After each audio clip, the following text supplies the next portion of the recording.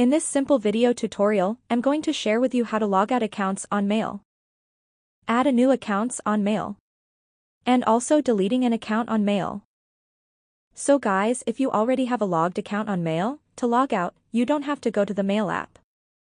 You won't find no option of logging out, adding an account or deleting an account. Simply head to your phone settings. On the settings page, scroll down onto the option of Mail. Select on this option of account. As you can see, I already have 3 accounts connected to Mail. Now to log out on Mail, simply check through the connected accounts and disable the Mail option off. And if you head to the Mail app, you will see options on how to add another account. To connect all accounts, simply make sure to enable the Mail option on all accounts. All accounts will get connected and see that in the Mail app. Lastly, to delete account, simply get back and head to the account you want to delete. Tap on Delete Account. Your account will get removed from the Mail app.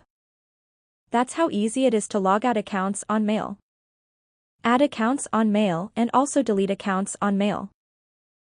If you have any questions, just let me know in the comments section down below.